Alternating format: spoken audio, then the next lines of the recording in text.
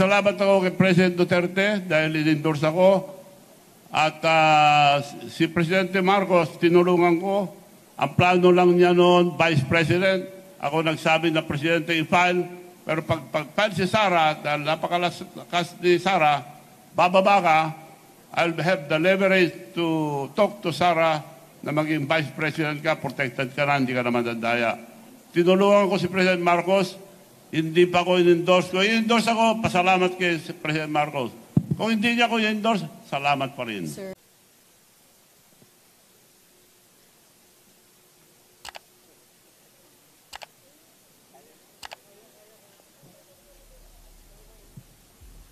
Go ahead, sir.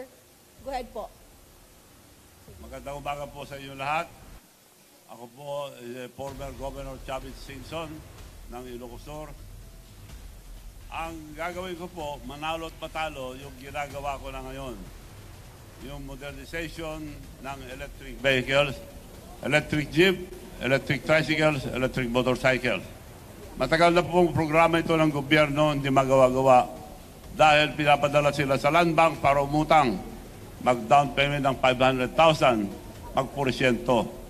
So matagal na po yun. Nakita kami minsan ni President Marcos, kako, this time, Mr. President, mangyayari na yan dahil ako mag-provide lahat ng electric vehicles, electric jeep, tricycles, motorcycles, without any down payment, without zero interest, without guarantee from the drivers.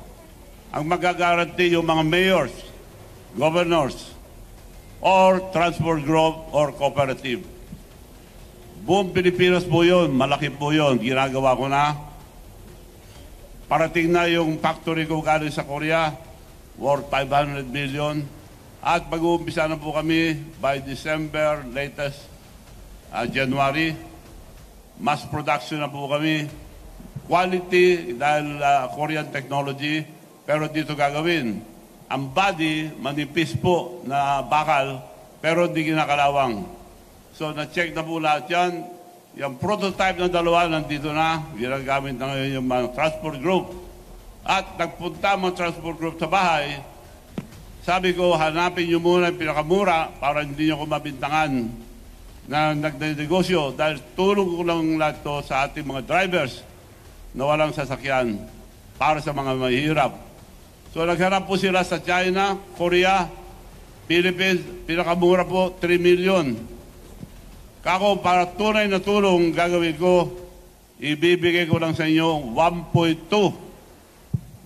More than one half ang hinati ko. 1.2. Buong Pilipinas po yun.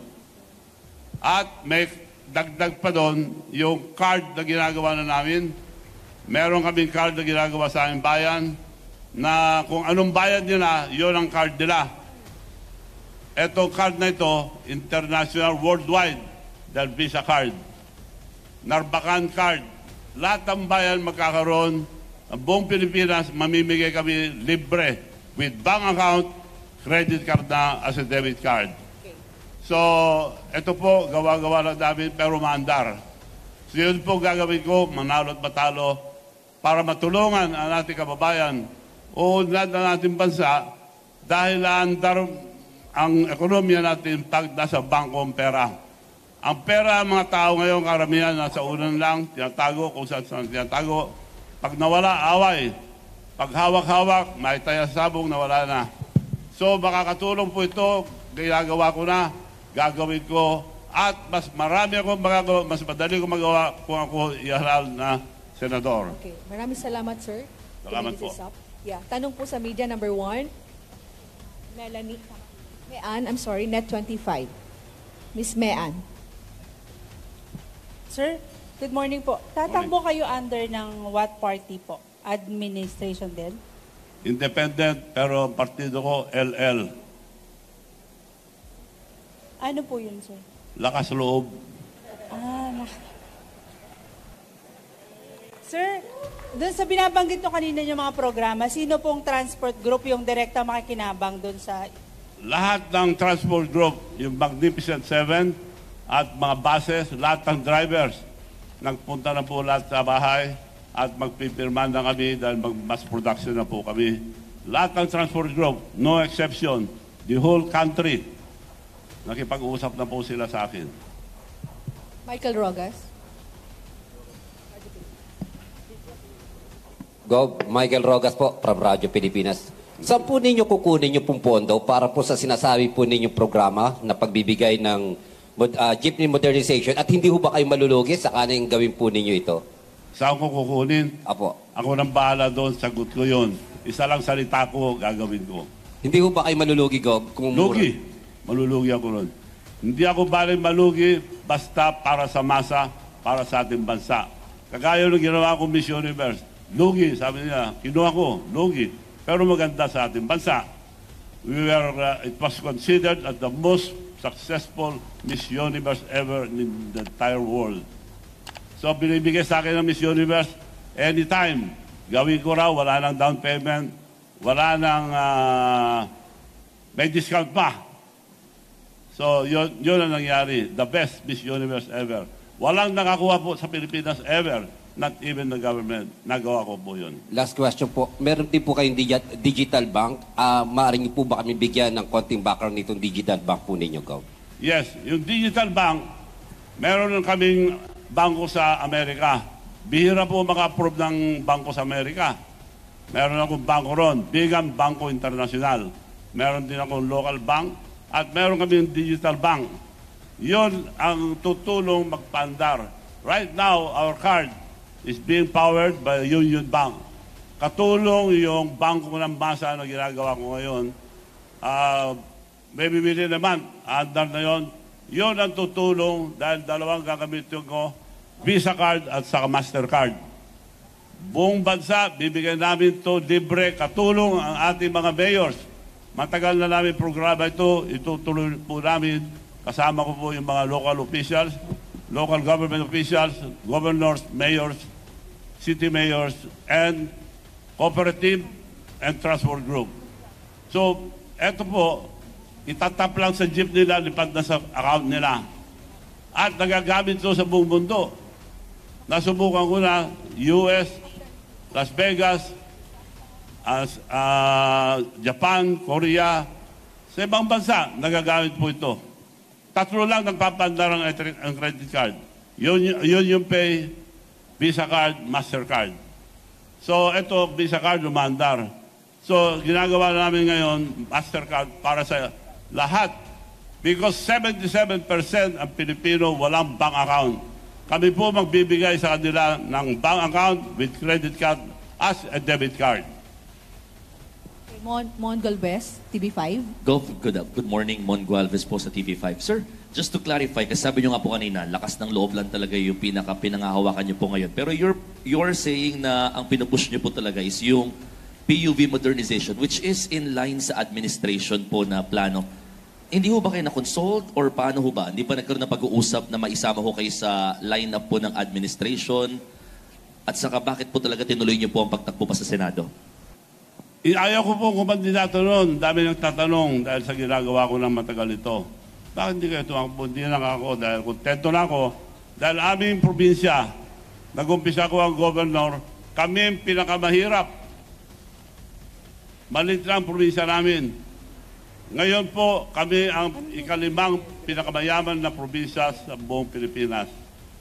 Kami po ang pinakagulo ng araw, the most notorious. We are considered as a warlord country. Now, we are the most peaceful. So, kontento na po ako, tumutulong na lang sa labas. Kaya ito na ang ginagawa ko ngayon, puro tulong, lalong-lalo na sa ating mga kababayan na mahirap. Dito, malaking magagawa ito, lalong-lalo na sa mga overseas workers. Hindi na sila lalabas pa pupunta sa bangko. Sa telepono lang at sa itong card na ito, makapagpapadala sila ng pera, diretsyo sa mga mag-anak. Hindi na mawawala. Malaking tulong sa overseas workers natin ito. At sa lahat. Okay. Jean, Philstar.com.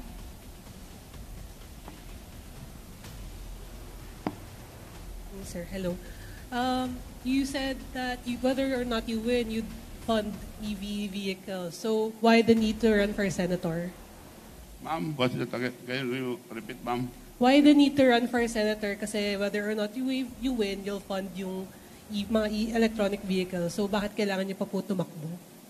Bakit ako tumakbo? Para mas madali gawin ang aking mga ginagawang pagtulong sa taong masa. Dahil punong-puno pa rin tayo ng red tape. Ma-red tape pa rin, ang hirap gawin. Yun lang ginagawa ko na pamimigay ng jeep. Ang daming dinadaanan. Dadaan sa DOST, dadaan kung saan-saan. Mahirap po. Pag nasa Senado ko, mapapabilis ang pagtulong ko sa taong bayan, lalong-lalo na sa mga mahirap. Nico Bagsik, Teleradio. Good morning po, Governor Chavit. Sir, na-mention niyo po, nakausap niyo po yung Magnificent Seven po na transport group po, no? How about po yung Piston at saka yung Manibela? Kasi sila po yung against po dito sa jeepney modernization program. Nagpunta na po sila sa aking bahay. Kasama po sila lahat. Walang humindi. Ang babang presyo, lugi ako ron. Billions ang lugi ko ron. So, pumayag po sila. Ang ayaw ang iba, yung consolidation. Kinukuha yung prangkisa nila at sinasabi kung saan sila bibiyahe. As far as the modernization program is concerned, payag lahat po sila. And then, Governor, na-mention niyo po na yung mga prototypes po ay galing po sa Korea po, ano? Hindi po ba maapektuhan ito yung mga local producers po natin ng mga sasakyan po katulad ng Saraw? Hindi po. Dinala ko na rito. Dito ko gagawin. Dito factory. Kung gusto nila tumulong, sila mag-supply. Kung mapapantayan nila yung pagtulong na ginawa ko. Makakatulong sila kung mag-supply sila ng mga parts. Pero kung makipag-compete sila, okay lang. Sila nang gumawa. Dahil hinati ko yung presyo, lugi ako ron. And then finally na lang po, Governor, kayo po ay tumatakbo din po ba under the former President Duterte's party or hindi po? Wala. Pasalamat ako kay President Duterte dahil in-endorse ako. At si Presidente Marcos, tinulungan ko. Ang plano lang niya noon, Vice President. Ako nagsabi na Presidente i-file. Pero pag-file si Sara, dahil napakalakas ni Sara, bababa ka, I'll have the leverage to talk to Sara na maging Vice President ka, protected ka na, hindi ka na madadaya. Tinulungan ko si President Marcos, hindi pa ko in-endorse ko. I-endorse ako, pasalamat kay President Marcos. Kung hindi niya ko i-endorse, salamat pa rin. Sir, Mr. Governor, tapos na po yung 2 minutes natin.